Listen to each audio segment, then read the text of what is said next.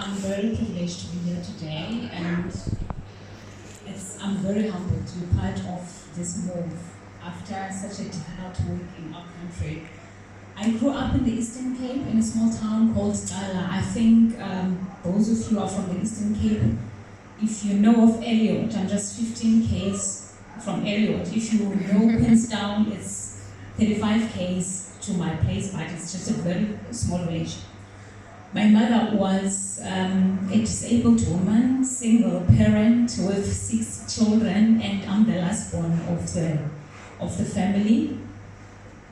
And what is amazing about this story is that she got blind 2 years before I was born. And now it's more like a village, more like the people are like, no, why are you still giving birth and you're blind and all that, women go through such a lot. That's one of the things that I've learned. My siblings went out, moved to their own places to be independent, and also poverty was part of my family. I mean, my mother would wake up every morning to go to neighbors and try to get food, and sometimes not get food, and I was just that little thin girl, and I always had an exercise book, and I would write okay, my goal this year, I want to pass this grade that I'm doing, and also I know that I don't want to continue this life that I'm living here. Yes, I don't know how to get out of it at this point in time, but it's not the life that I aspire to live. I would write those things in my exercises, and then this other time, then we get reports at the end of the year, and I open my report because my mother is blind. I have to tell her she won't be able to read anyway. Then I say that, okay, I made it. Then I scream, and then this other lady, the older woman, is like, why are you so excited? Because I used to look sad, when you have low self-esteem, you have all these problems as a child, and all that. But this day, it's just, the sun was just shining. So she was like, I'm saying, okay, I passed standard 6. I don't know what grade it is today. So she's like, in your family, there's no one who's working, or you all depend on borrowing from people. So then what makes you to be so excited about passing grade 6? And your family is just not meant to be anything, So this stuck with me, and I was thinking, okay, I just go and tell my mother, okay, I made it, but already what someone tells me, it changes my day. But as I write on my exercise about this woman, no, she can't decide that my family is like this, because I've decided already. When I page my book, I'm like, I decided already that no, this is not going to be me. To cut a long story short, and then in 1999, then I'm doing matric, and then the family gathers that they tell my mother that, okay, we know that you have aspirations that this one must go to Cape Town and study, and my cousin also gave me a prospectus. I used to dream about this institution I want to be part of. So they tell her that no, she won't be able to go because she looks very well after you, And my mother is like, no, but for me to have a child who's passing matric, it's a privilege. I think she must go. So it was more like a fight in the family, but we agreed with my mother that, okay, we'll get someone to look after you, and then I left in the Eastern Cape, and I left my exercise books that I used to write my crimes there. So then I come to Cape Town, and I live in Kailicha with a family member, and someone says, no, this one is not getting this money for registration. She must just go and get a man, and that man must take care of her. But I'm like, this is just not me. Yes, it's good to have a man, but at the same time, the man is not my everything. God is my everything, and then I must also then know that I respect the man that he puts in my life. And then it's an issue. I went to the institution, I looked for the Vice Chancellor, and I'm saying, okay, I come from this background, and there's no way that I'm going back there. So I need to make a plan. So basically that's life, that this vice chancellor, okay, they make a plan, I get a room, I get what you call NSFAS, because it's not like I was a bright student that gets A's.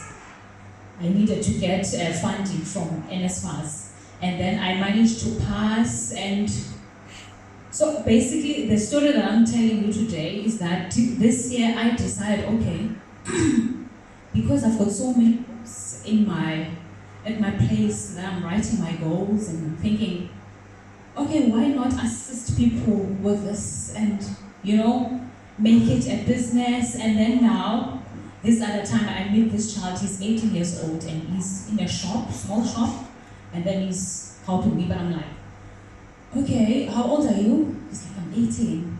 I finished my clique and everything, so then I'm like, okay, so do you like it? Yeah. He's like, no, really, I do. So I'm like, what is your plan for your life?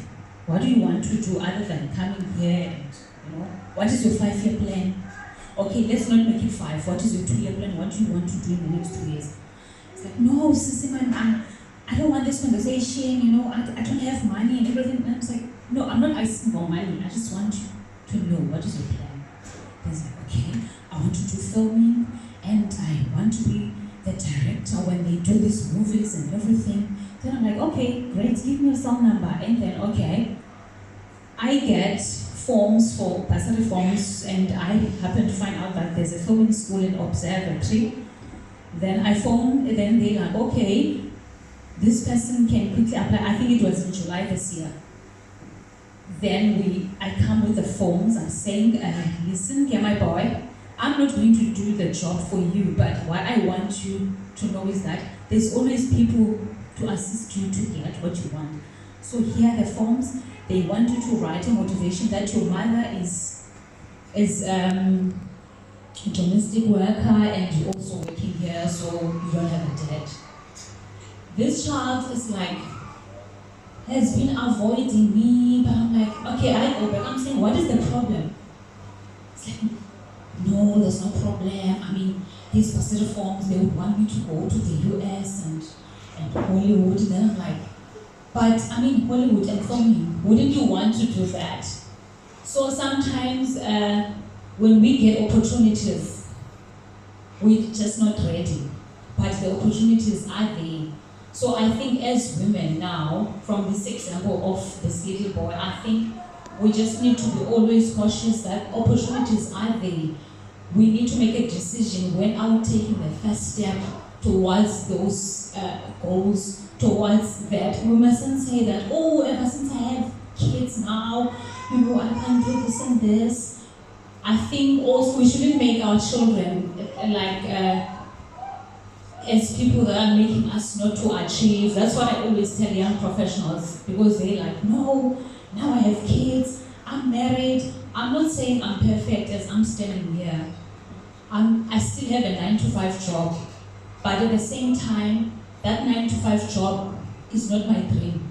I've got dreams that I have that after putting my kids to bed at 8:30, I have a 4-year-old, I have a 2-year-old. When they go to bed and my husband goes to bed, I take my laptop, I deal with my dreams for 2 hours, and then I go. Then I exercise so that I keep relevant to what I want to achieve for myself. So for everyone that is here, I hope that this story that I'm telling you about my life, that you can learn from it, and it can also awaken the dreams that you've always been postponing about your lives. I just have this vision board of mine. I made it, I think, in 2004. For me, it used to be, I used to dream of having a decent meal, that I put it on this vision board, that one day I'll be able to have this meal. So this vision board, I think 80% of the things that are here is things that I managed to achieve. What I would do, I would put the pictures that are relevant to what I want, and make no mistakes, ne? There's cars that are flashy cars here. It's not the car that I'm driving. I'm driving a Ford Figo or 2014 model. And I have friends who are driving Mercedes-Benz, Mac, SLK, what. But at night they don't sleep because that car does not fit in their dreams. but at the same time, they want you to see them when they get out of the car. They are so relevant to society. But at the same time, our middle class is not middle class only, but people are in debt. They go to clinics because they are suffocating in debt. So what I'm basically saying, in your goals, stick to your lane and do your own thing. And you'll discover that you lose friends. When I started to achieve these things that are on this vision board, people who used to like me and say, okay, do you want a fat cook? Or do you want that? Then now they couldn't stand that I can be on my own and say, no, I don't want to live in handouts, to be honest. I'm fine. I'm doing my own thing. Then those people, they walk away. So the journey of goal setting, you must also be prepared in your mind that you will lose people that you thought they are friends for years. I had people who were my friends, for 15 years, but they are not in my life right now, But at the same time, I'm not going to be sitting in a corner and crying about people that are not part of my life, because I feel that they've played their part. So today, I just want to encourage every woman that is sitting here that don't look down on yourself, and people will still look down on you, but you must always keep your head high, make your goals, have a 2-year plan, have a 5-year plan. When you are 10 years, when you formulate your 10-year plan, how old will you be? How much will you be earning? I don't have all the money that I would like to have at this stage, but at the same time, I'm trying my best to make sure that goal setting is part of my life. So thank you very much, Feruza, for inviting me, and thank you very much, everyone.